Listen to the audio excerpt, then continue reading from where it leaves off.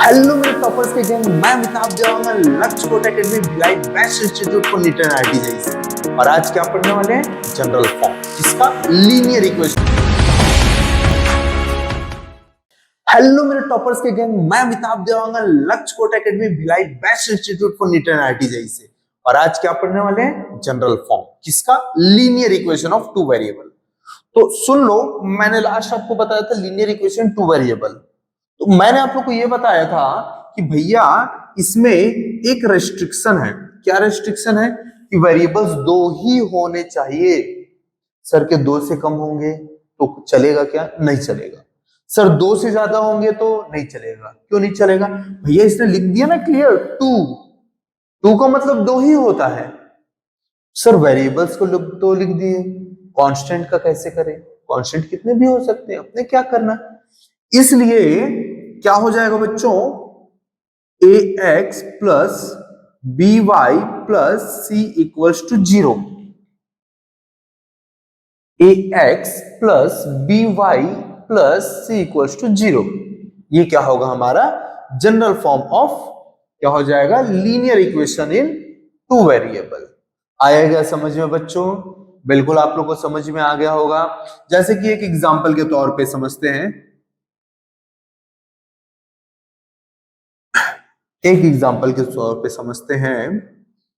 2x plus 3y plus 6 equals to 0। ये linear form, ये general form है। अच्छा, ये और कैसे हमें दिख सकता है?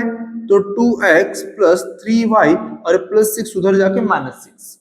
ये भी linear equation in two form ही है, जो sorry linear equation in two variable ही है, लेकिन जनरल फॉर्म नहीं है। क्यों जनरल फॉर्म नहीं है? सारी चीजें इक्वल टू के लेफ्ट हैंड साइड में होना चाहिए। राइट हैंड साइड में होगा तो फिर वो जनरल फॉर्म नहीं कहलाएगा, यानी सिर्फ ये जनरल फॉर्म कहलाएगा। आया क्या समझ में बच्चों? चलिए बहुत बढ़िया। दूसरे इसमें जानने वाला क्या चीज है, यहां पर देखो। हम लोगों ने एक वर्ड सुना होगा पॉलिनोमियल पे, कोएफिशिएंट। कोएफिशिएंट यानी जिसका कोएफिशिएंट पूछे उसके सामने क्या लिखा हुआ है। ठीक है, तो सबसे पहले कोएफिशिएंट ऑफ x। तो यहां पर देखो कोएफिशिएंट x के सामने क्या है? a प्लस a है बेटा, विथ साइन। तो coefficient of x is plus a। आया समझ में? इसी तरह से दूसरा एक और चीज, कोएफिशिएंट ऑफ y इज क्या हो जाएगा बच्चों? Plus b। और इसके अलावा कांस्टेंट इज c। चलिए, ये तो मैंने जनरल फॉर्म के लिए बता दिया। इस एग्जाम्पल में देखते हैं। तो कोएफिशिएंट ऑफ x, तो x के सामने क्या लिखा हुआ है? 2। तो यहां पर कोएफिशिएंट ऑफ x क्या हो जाएगा बच्चों? +2। लेकिन +2 को +2 नहीं लिखते, सिर्फ 2 लिखते हैं। इसका आंसर सिर्फ क्या आएगा? 2 आएगा। कोएफिशिएंट ऑफ y, तो y के सामने क्या लिखा हुआ है बच्चों? +3 लिखा हुआ है। इसका कोएफिशिएंट ऑफ y क्या हो जाएगा? 3 हो जाएगा। क्लियर हुआ? कांस्टेंट क्या हो जाएगा? तो कांस्टेंट क्या होता है बच्चों? यहां पर क्या दिख रहा है? +6। लेकिन प्लस करके 6 नहीं लिखते, सिर्फ 6 लिखते हैं। आया समझ में?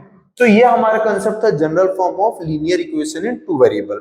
इसके बाद हम लोग जो इसके बाद भर के क्वेश्चंस करेंगे। ठीक है, मिलते हैं बच्चों नेक्स्ट वीडियो पे। नेक्स्ट वीडियो यानी मैं आप लोग को एक्सप्लेन करूंगा क्वेश्चन के माध्यम से, उसका एग्जांपल और एक्सरसाइज भी बनाएंगे जैसे कि अभी तक के बनाते हुए आए। तो समझ में आ गया होगा। ठीक है, जनरल फॉर्म, कोएफिशिएंट और कांस्टेंट। मिलते हैं बच्चों नेक्स्ट वीडियो पे। ठीक है।